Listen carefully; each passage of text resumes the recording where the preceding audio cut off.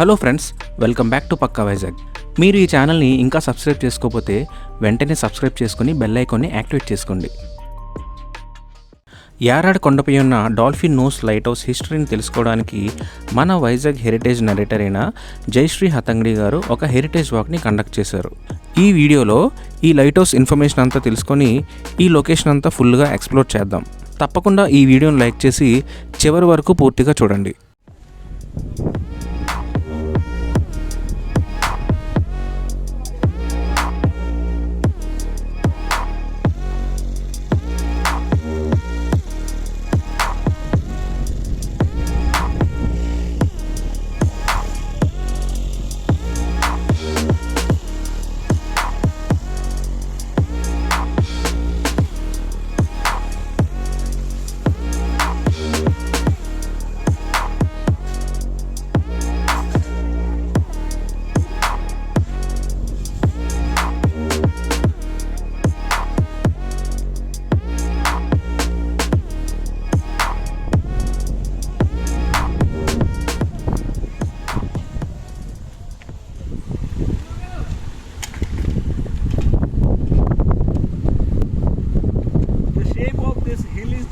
Dolphin, so it's called as Dolphin Hill, Dolphin Farm.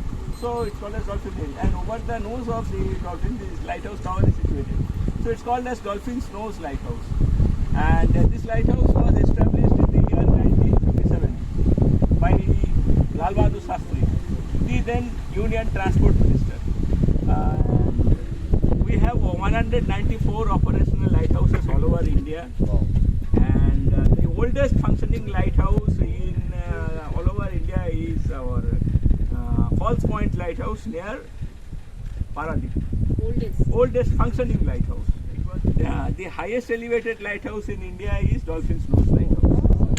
It is 173 meters from the mean sea level. Now we know all over again. I'm Jayashree Hatangadi. I'm a heritage narrator from Visakhapatnam, and I enjoy, love telling, sharing stories of Vizag today, so that our future is handed over to our generation with great pride and great love, the story and the strength of our heritage. So today, thank you so much for allowing us here. It's like we don't need reasons, we take every reason to get together to talk about our love for our heritage Vizag.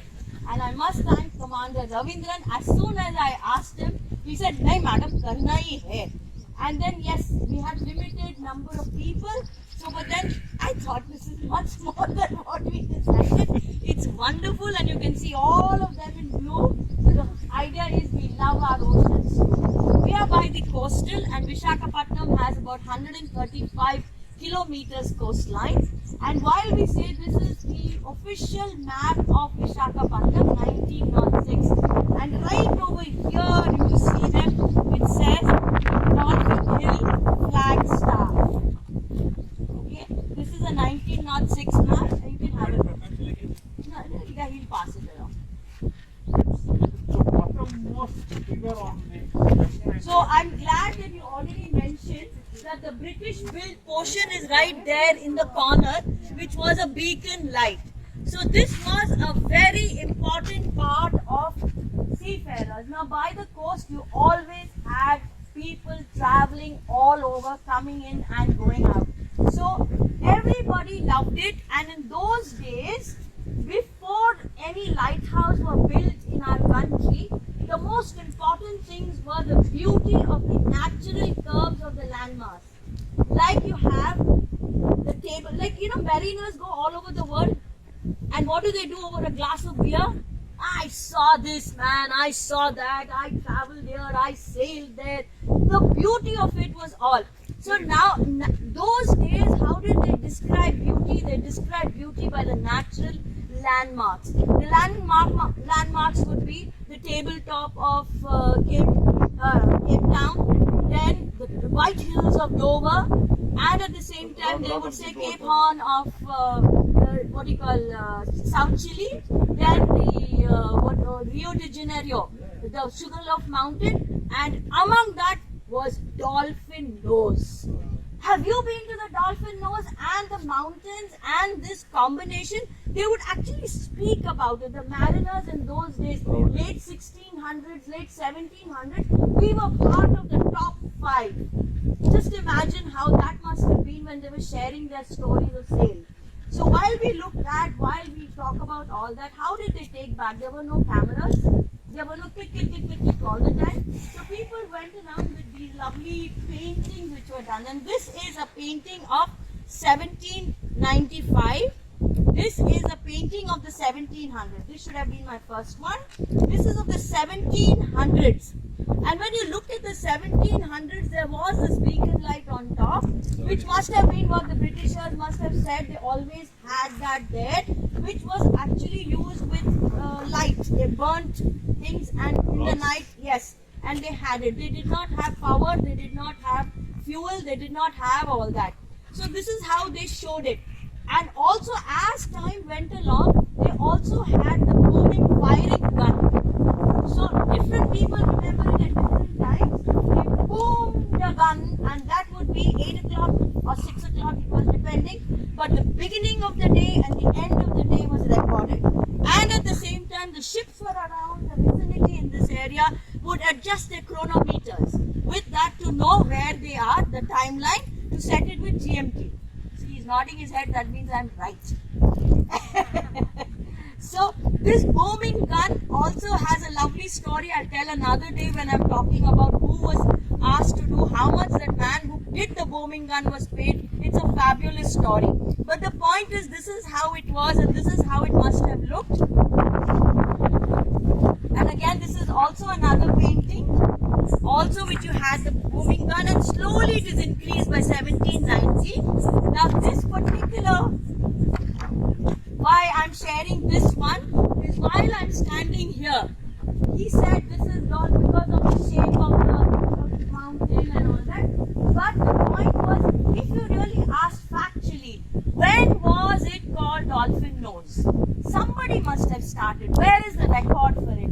So the ship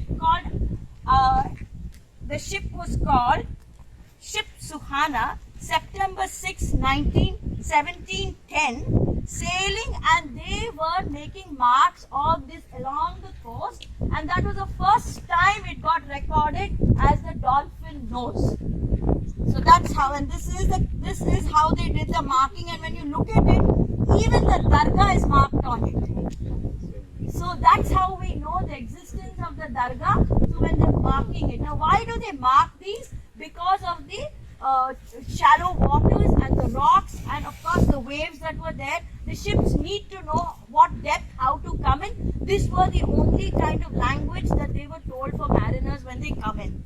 Now when you look at this, Vizag is very popular for ivory boxes. These ivory boxes, if you see, on that there's a dolphin hill, on that there is a booming gun, on that there's a staff, flag staff. It was that very important. It took evolution happened, but in 1840s, they got the first book called Maritel's Book of Lighthouse, an old book. M-A-R-Y-T-E-L-S. It was the first instruction book made by the British, which gave them the marks, which told them how to use, how to run a beacon house or a lighthouse. Standard operating procedure. Okay, very good. Thank you so much. Welcome.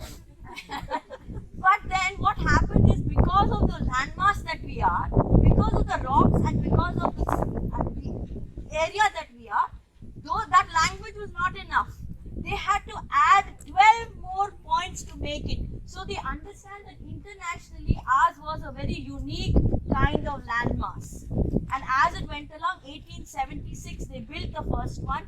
There is no record. 1843, 1876 cyclone it went. It got dilapidated. It got finished. Then slowly, only around the 1850s, they decided to come. And I think what's his name? Mr. Allen. Allen, he's the lighthouse man of the world. He was asked whether we should do it at this hill or another hill there. Neerakonda or something like that. Neerakonda. So he looked at both of them because this was anyway a natural landmass. It was okay, you don't need a lighthouse here. Why not is what they thought, but then he decided that we should have it here, and that's how this got built in 1957. And this is Lal Bahadur Ji coming in and inaugurating it at that time, and this is how it got inaugurated. So this is about this land, this wonderful lighthouse, and now we can split the group and we can go the other lighthouse and talk to you when we are having a shower.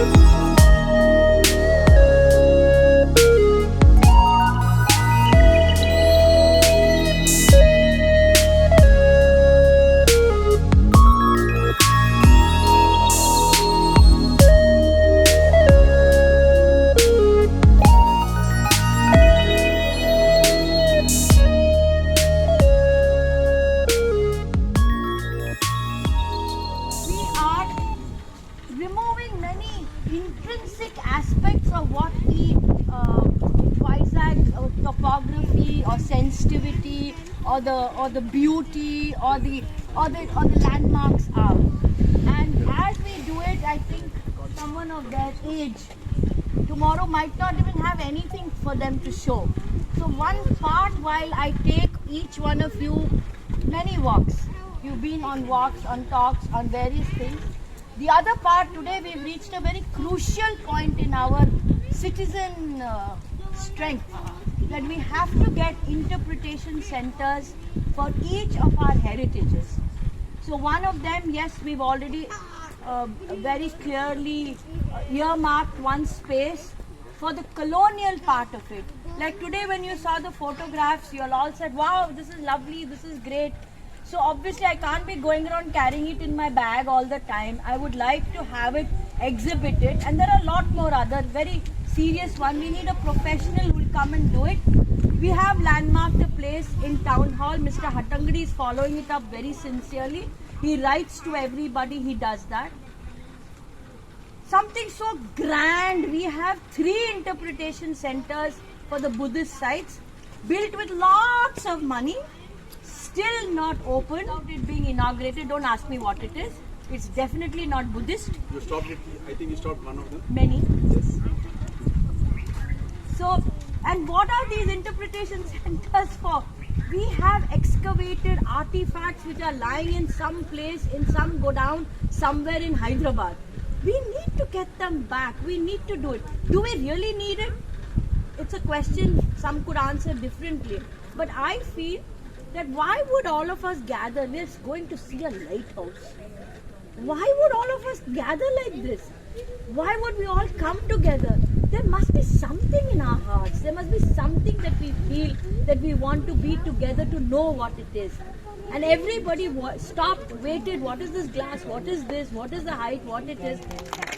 So Thank you so much, sir. this day was never celebrated in our city, and we started it. Not that we'll do it every year, but the point is that we have given its relevance, and all of us together have really come.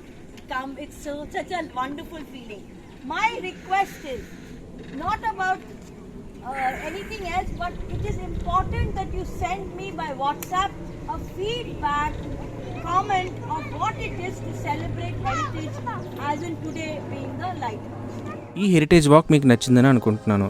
మీ ఫ్రెండ్స్తో ఈ వీడియోని share చేసి మన ఛానల్ని subscribe చేసుకోండి. See you in the next video. Thank you.